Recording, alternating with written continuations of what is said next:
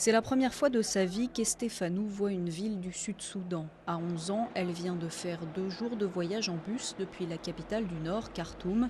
Avec ses 4 frères et sœurs et sa mère enceinte, ils viennent ici pour débuter une nouvelle vie en pensant au référendum du 9 janvier prochain. Après 17 ans de vie dans le Nord, sa mère n'a pas eu à réfléchir longtemps pour se décider à partir. On est parti pour Khartoum pour élever nos enfants, mais maintenant le Sud-Soudan aura lui aussi de l'argent pour se développer. Rien ne me fera retourner dans le Nord.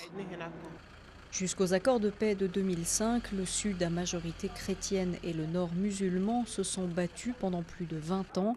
Des milliers de sudistes qui avaient alors fui vers Khartoum pour trouver du travail ont décidé de retourner vers le Sud. Aujourd'hui, ils ne se sentent plus les bienvenus dans la capitale.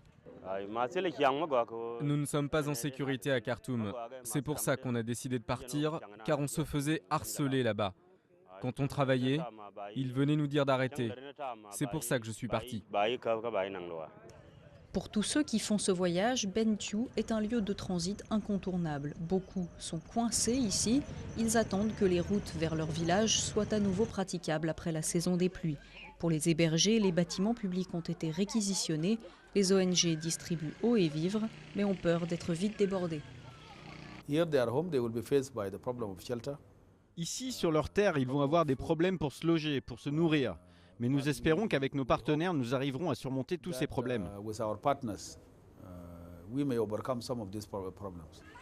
Il y a 5 ans, les accords de paix ont mis fin à la plus longue guerre civile d'Afrique et divisé le pays en 2. Le référendum pourrait entériner cette situation définitivement et ceux qui retournent vers le Sud espèrent que cette partition officielle du pays sera synonyme d'une nouvelle vie en paix.